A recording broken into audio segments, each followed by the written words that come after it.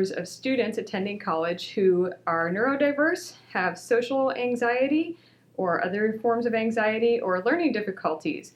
Today we're going to talk about some ways you can design your class to make it an environment where your students can be successful. Looking at your course design, here are some things to consider.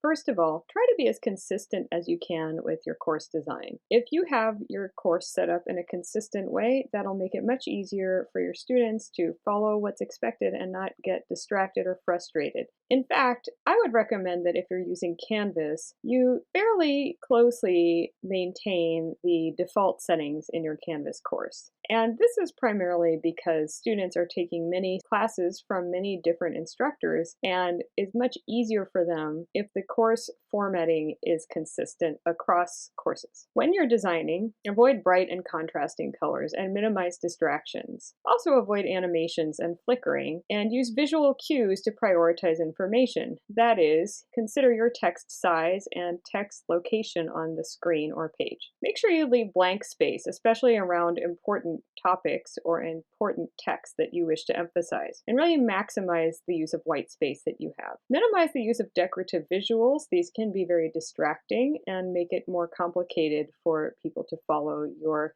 text. And pay attention to the order in which you present material. Overall, when thinking about your course design, be sure to provide clear written plans and a detailed schedule. And this also applies when you're in a face-to-face class. If you can tell your class at the beginning of the session what they can be expecting to do in class that day, that can be very helpful. If you have a predictable routine, that's excellent. And also, I would recommend that when you have presenters or are presenting, reduce fluorescent lighting and avoid wearing bright contrasting colors while giving presentations. Try to match the tone of your presentation to the content, and try to minimize background noise, and that includes background music while you're presenting information. Avoid using slang and jargon whenever possible, as well as using metaphors, hyperbole, and figurative language.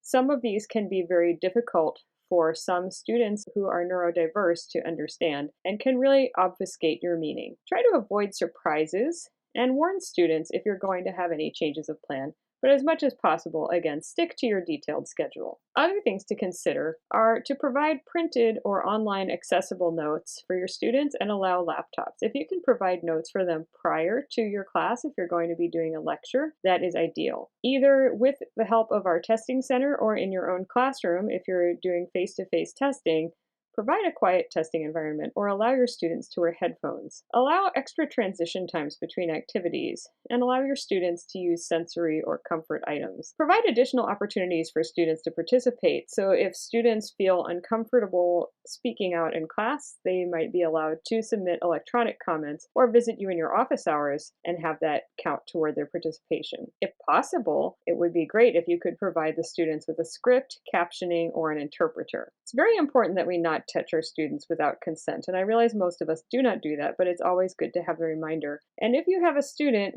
who needs to move around during class, allow them to do so, provided it's not distracting to other students. If your students do engage in behaviors that are distracting, speak with them directly about this and come to a plan with them about how they can do what they need to do without distracting their classmates. Other things to consider, rather than just having tests at the ends of your units or subjects, try to mix practice opportunities in so that people have the opportunity to try things out in a lower stakes environment. Maybe also consider alternatives to traditional assessment. Perhaps there are other things you can do besides giving exams. Be sure to summarize your points, and again, if you can, offer copies of lecture notes prior to class. That's great. If you're in a face-to-face or virtual class setting, try to give short breaks during class, and if possible, provide audio recordings of your class.